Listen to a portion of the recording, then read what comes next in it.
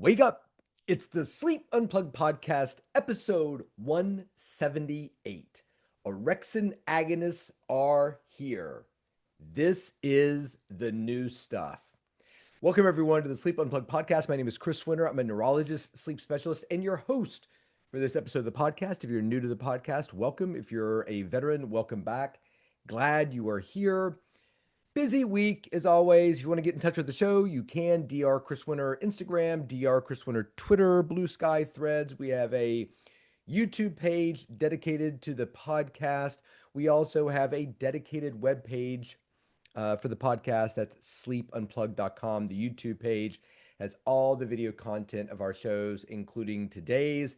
As you can see, just back from Cleveland, not only working for the Cavaliers, want to give a big shout out to Steven with the Cavaliers, Dr. Rick Figler, who's their main doctor.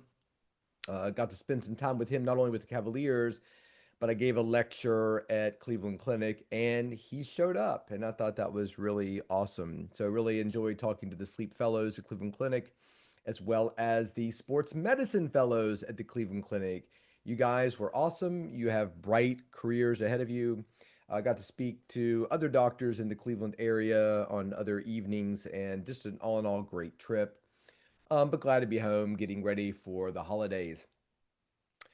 Just want, as a reminder, next week's episode 179, will be the yearly Black Friday episode. Don't worry about shopping. We have you covered. All kinds of gift ideas that are sleep themed are coming your way, so tune in.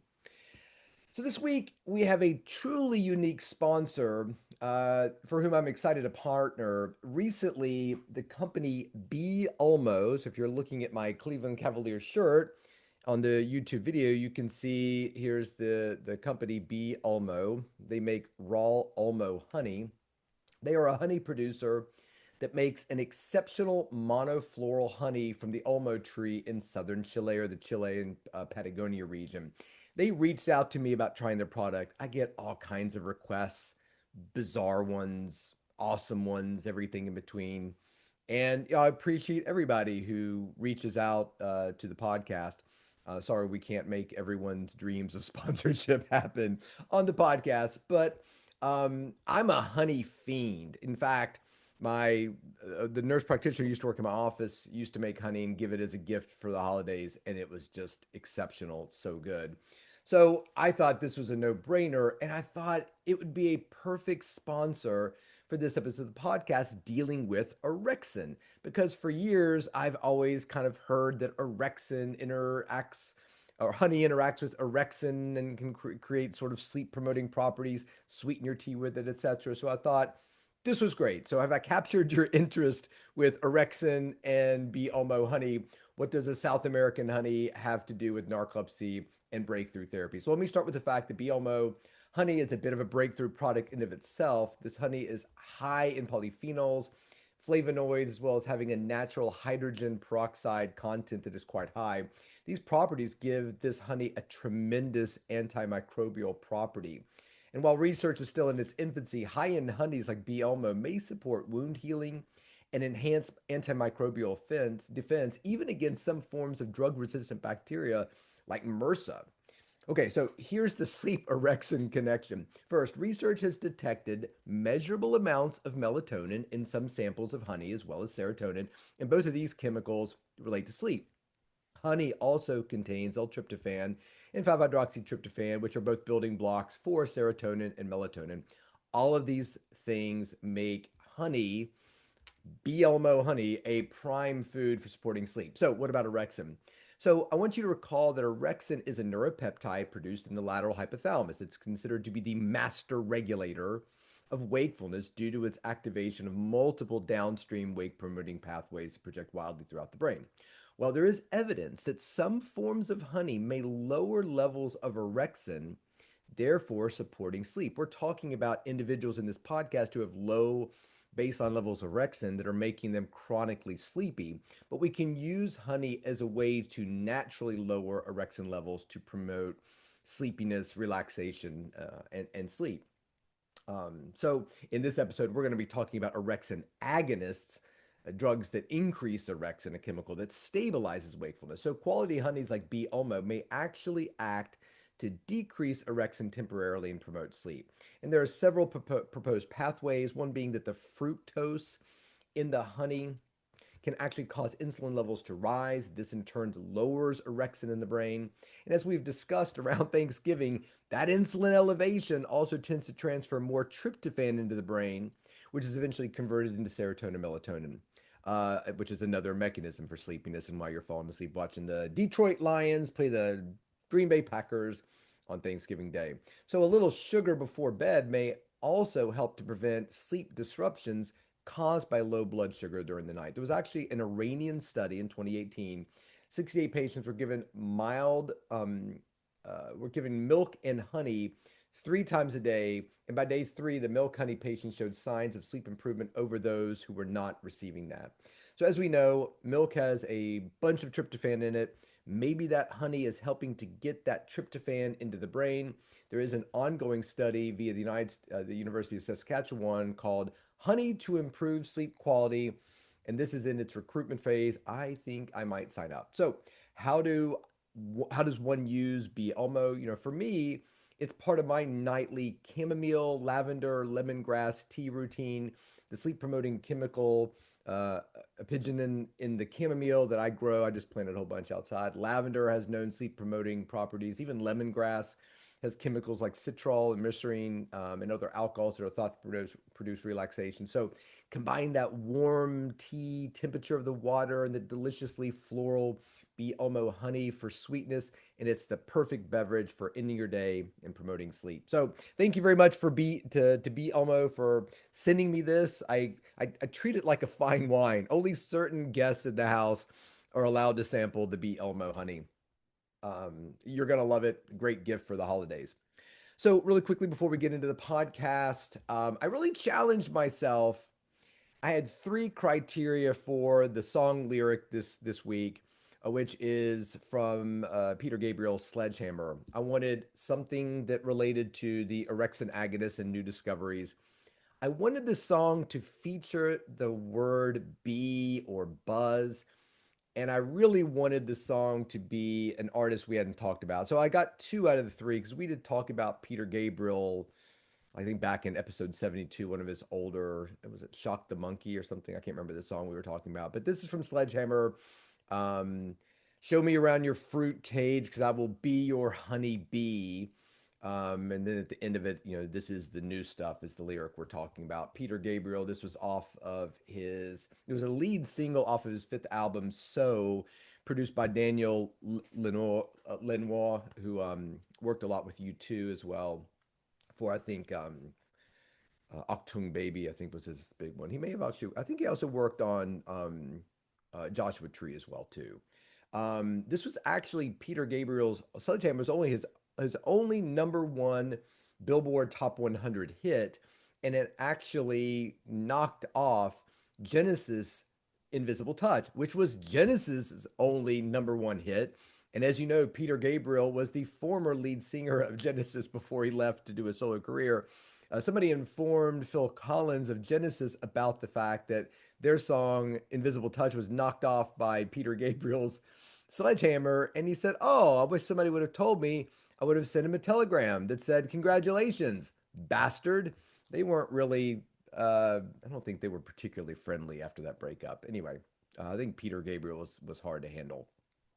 The video is incredible. I think it's it was at the time the most played video on MTV.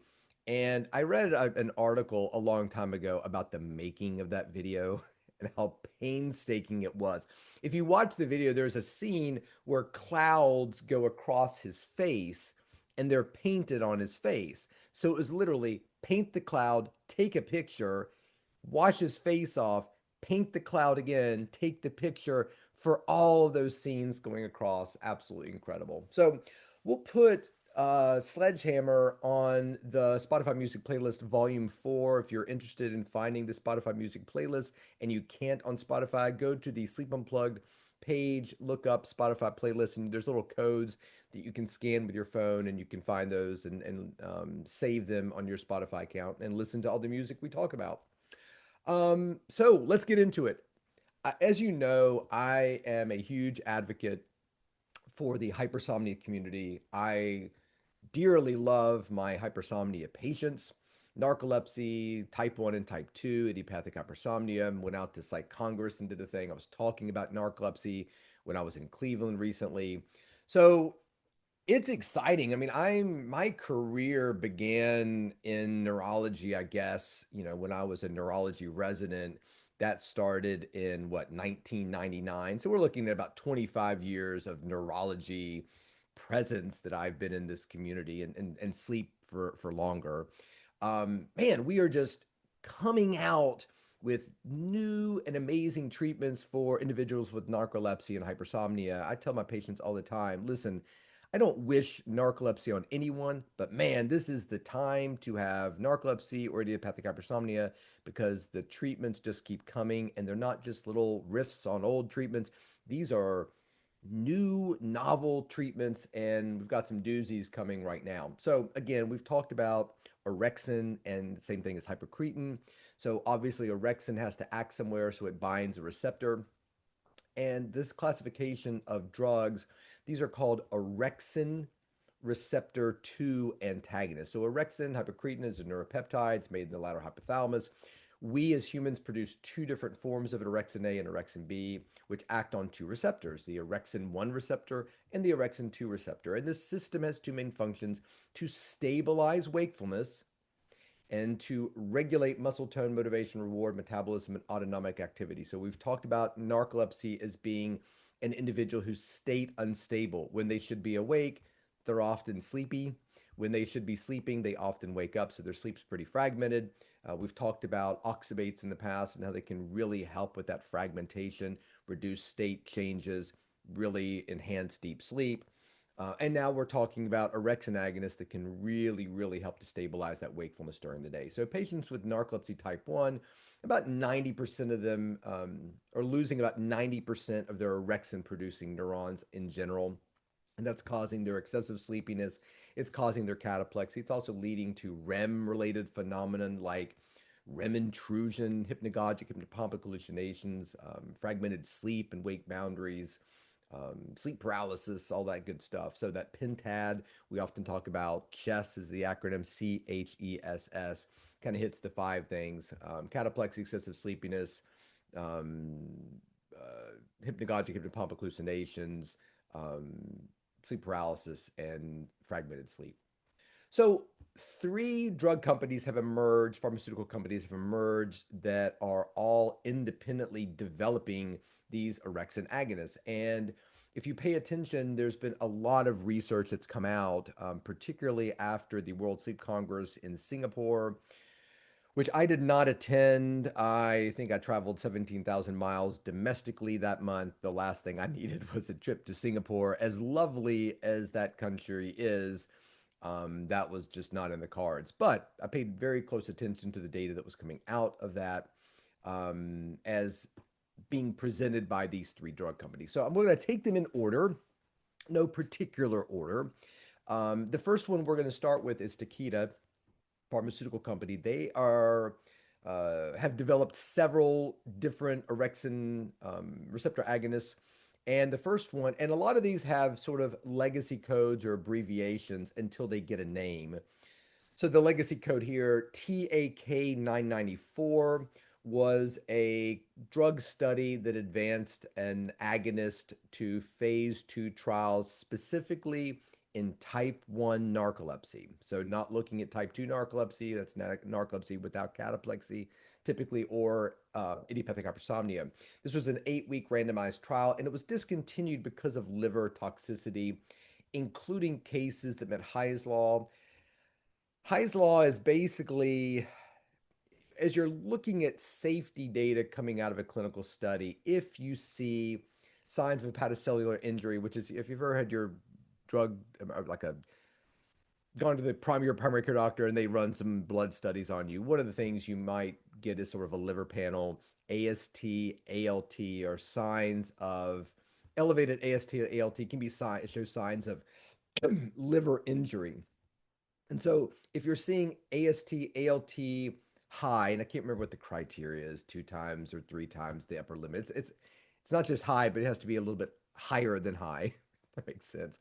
You can tell I'm not high on Hy's law criteria, or at least I'm not up to date on it as probably I should be. Hepatic excretory function. So you're also looking at bilirubin being elevated. I think it's twice the level of normal. And then the third criteria for Hy's law is no other reason why this would be the case. So if you're seeing cases that meet the criteria for Hy's law, it is a big red flag for a study that's basically saying, look, there's a very good chance that your drug is going to cause liver injury and be a problem. So the TAK 994 was stopped. We'll move on to TAK 925, which was an IV OX2R. I'm just going to say that OX2R is the abbreviation for orexin 2 receptor agonist. So it was an IV OX2R agonist. It showed efficacy. It worked in early studies, but the fact that it was IV kind of limited its usefulness, especially with the other drugs being developed. And so I think that TAK 925 has largely been abandoned. Now, let's get into TAK 861, everybody's favorite TAK. It's definitely my favorite TAK. 861 is definitely the TAK for TAK connoisseurs. So TAK 861 actually has a name, so we don't have to use the legacy code. It's called um, OV, it's OVEPORAXTON, oveporexton. Mouthful. So oveporexton is a selective OX2R developed to overcome toxicity issues. You bet it was. So anyway, so we're in sort of phase 2 data now with that. And just as a recount, phase 1 studies are basically safety and dosing. Can we give this without hurting somebody? Phase 2 is generally looking at efficacy, how well it works at different doses. And then phase 3 is basically we're going to pick our doses and see how well it works on a bit of a larger scale. So the TAKX 861 over Perextin phase 2 data was only in narcolepsy type 1. I think that's important. So you have to have type 1 narcolepsy in order to be in this study. It was an 8-week randomized placebo-controlled multi-dose study. I think it enrolled 112 individuals. And what did it show? Increased sleep latency on a maintenance wakefulness test. Remember the maintenance wakefulness test. That is when you go into a room, sit down at a desk, you have your phone ruthlessly taken away from you, and somebody in a white coat says, sit here, don't move around too much, and stay awake. I'll be back in 40 minutes. And then after that 40-minute trial, there's a 2-hour break typically where you cannot sleep, you cannot smoke, you cannot drink caffeine. And then you do another 40-minute trial of sitting at the desk and see how long you can stay awake. And it's usually done 4 or 5 times throughout a day. So what they're measuring is how able is somebody to stay awake during these 5 40-minute trials. So in this 8-week study, this drug showed that it increased sleep latency. It increased the time that it took the average individual to fall asleep from somewhere around 12 to 25 minutes. They were more able to stay awake versus placebo, where those individuals, when they received the placebo, they actually fell asleep 1 minute faster. So nothing happened. Let's call it zero. Nothing really happened with them. So placebo, here, take this pretend drug and see how well it helps you to stay awake. A maintenance wakefulness test is a very objective test. It's not, hey, how do you feel? It's, we're going to wire you up. You just sit there and we'll know exactly when and if you fall asleep. So 12 to 25 minutes is a big improvement.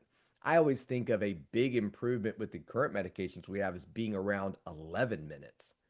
So that was at 8 weeks. They also looked at the Epworth sleepiness scale. We talked about that a lot. How likely are you to fall asleep reading a book, watching TV, passenger car, sitting quietly, eating lunch, driver of a car. no chance, slight chance, 50-50 definite. You can score anywhere from a 0 to 24. 0 says you never fall asleep in any situation. 24, you definitely fall asleep in all the situations. These individuals, compared to placebo, increased or improved their Epworth somewhere between 9, I was 8.9 to 13.8 points. Massive improvement. Chris, current medications that are out today, what do you consider to be a massive, like what does that range look like? I don't know, 6, 7 points, you know, less compared to placebo. What is it over placebo? Forget that. Absolute improvement on our current medications. Yeah, about 6, 7 points. I don't know, maybe 8.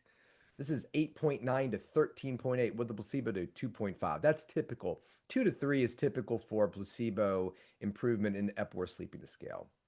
So cataplexy attacks were reduced by somewhere between 2.5 to 5.9. I'm sorry, they were having 2.5 to 5.9 attacks per week versus 8.8 on placebo, so significant in all arms. What were the side effects? Insomnia, no liver toxicity, but urinary frequency, and we're going to pay attention to that. I'm going to come back to that. There are also phase threes because everything was so good there. They advanced to phase 3 studies with overprextin, and the names of those studies are First Light and Radiant Light. And this was presented at the World Sleep Congress. First Light, TAK 861 3001, 12-week multicenter placebo-controlled study, again, for type 1 narcolepsy, high and low dose versus placebo. And Radiant Light, TAK 861 3002, 12-week global study, high dose versus placebo. Primary endpoint, how did they change on that maintenance of wakefulness test, sitting at the desk for 40 minutes? Sleep latency at 12 weeks. Secondary endpoint was the Epworth Sleepiness Scale, weekly cataplexy rates, and some other broader quality of life measures, narcolepsy severity scale, some studies of function and attention. So both First Light and Radiant Light met all the primary endpoint goals very well. P value 0.001. So the fact that they did that well was not because of chance at all doses at week 12. Large clinically meaningful improvements in wakefulness. The proportion of patients reaching a normative maintenance of wakefulness test was very high. So we're not just improving people at this point, we're normalizing them. And you can read this. This was all published, I think, in a New England Journal of Medicine study. I think that's data that you can look up. Market Epworth Sleepiness Scale improvements into or near the normal range. We think of a normal Epworth as being under 10 or under, depending on who you are. And a lot of these people were reaching that goal. Safety was consistent with earlier studies. Most frequent adverse events were insomnia, that urinary urgency, frequent urination, no treatment-related serious events, and 95% of the people in the study stayed on it. 5% or so withdrew before they got into the long-term extension. So program status as of late 2025, Takeda has announced that this is quote, based on phase 3 data, they plan to submit a new drug application for type 1 narcolepsy in the United States and elsewhere. Overprextin is currently the most advanced orexin type 2 agonist in development, meaning it's furthest along. Now, issues with that, I think, are the fact that they are limiting themselves to only type 1 narcolepsy, which is often problematic when it gets into real practice, but we'll get into that later on. Moving on, second drug company Alkermes has Alirexton, Alixorexton, Alixorexton, ALKS 2680s, it's a legacy name.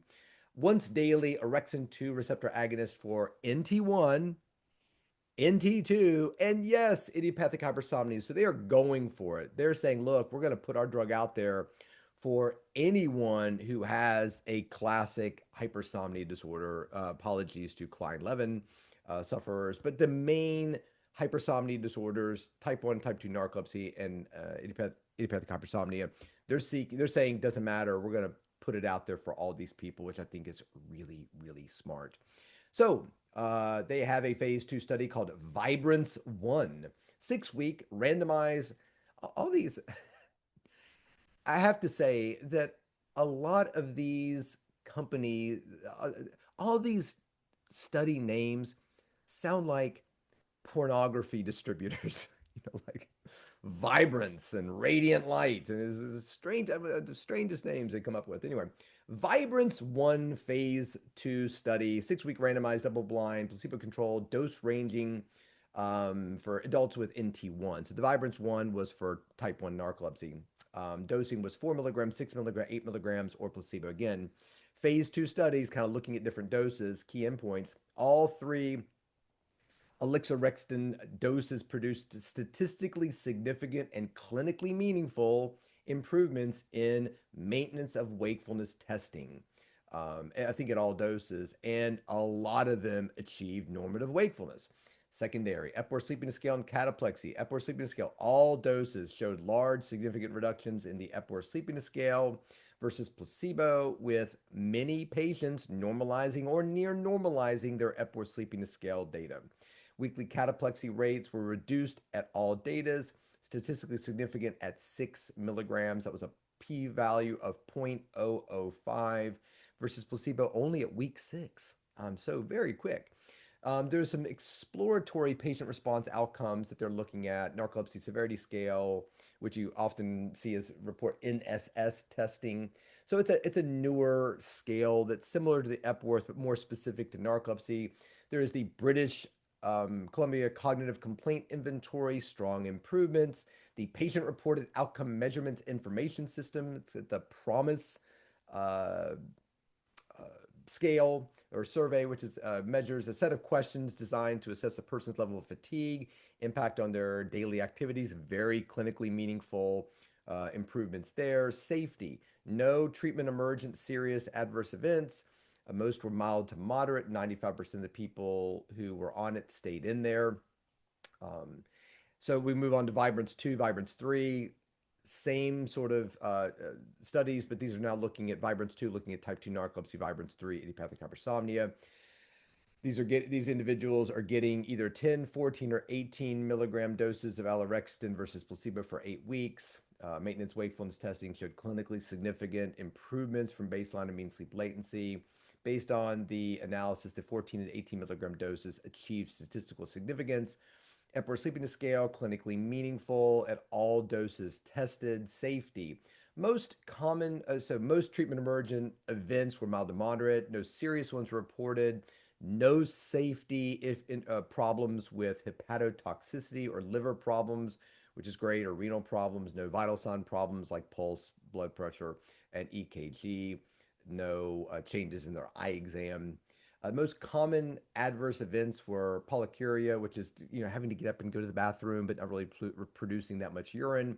Insomnia, urinary urgency, dizziness, headache. That urinary thing's back. Pay attention to it. So both Takeda and Alkermes seem to have issues with that, but 95% of the patients stayed in the study for the whole thing. And there's a ongoing 5-week open label extension, which I believe is still ongoing. So great improvements. And we've gone from Takeda only type 1 narcolepsy to Alkermes. Hey, we welcome you all if you have hypersomnia, but both of them still having the urinary thing, which will be interesting to see, but not liver. So we move on to the drug company Centessa. They've got ORX 750 that does not have a name yet, to my knowledge. It is in phase 1 trials, so we're looking at safety. Ongoing first in human study with sort of there's like a single ascending dose, multiple ascending doses, and they're looking at maintenance wakefulness tests and Karolinska sleep data. Karolinska, as opposed to the Epworth, I don't know why they do that. Karolinska is really more like how sleepy are you right now. The Epworth is how sleepy are you in general.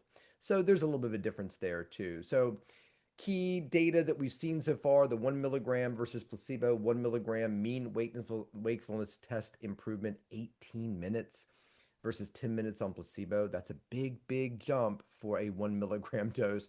2.5 milligrams, 32-minute versus 17 on placebo.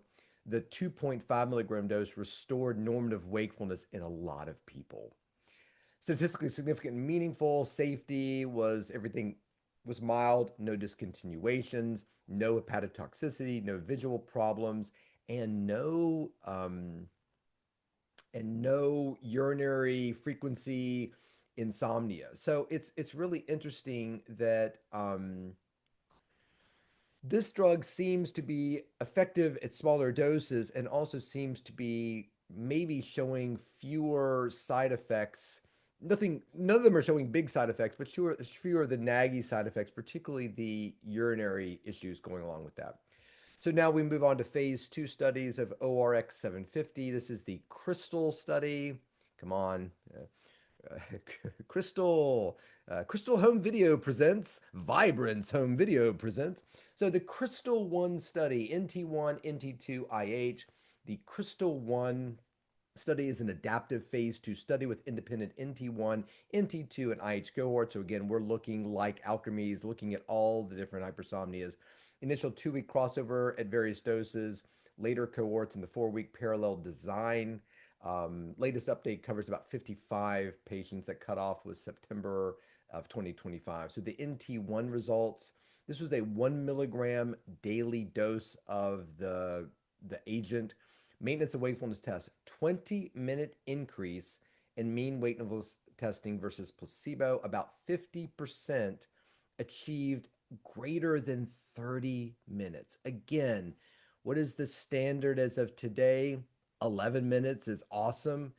50% of people taking 1.5 milligrams once a day greater than 30 minutes. This is massive. This is why so much buzz came out of Singapore, and it wasn't because the bartender was on their game. The buzz was because of these medications. Epworth Sleepiness Scale improved 19.6 points at baseline to 5 point, I'm sorry, 19.6 to 5.1 versus 18.7 on placebo at the same time point.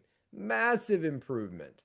Cataplexy, 87% reduction in weekly cataplexy rates. So again, a 19.6 is really sleepy. Scale 0 to 24, anything above 10 is sleepy. 19.6 to 5.1. There is no such thing as a perfect Epworth score. To me, the perfect score is somewhere between 4 to 6. That's my own belief. 0 is not a perfect score. Zero is wired and anxious, in my opinion. So 4 to 6 is my perfect range. What their scores are improving from 19.6 to my perfect score of 5 or 5.1 specifically. Massive reduction in cataplexy. Let's look at the type 2 narcolepsy patients. 10-minute increase in mean wakefulness testing versus placebo at week 2.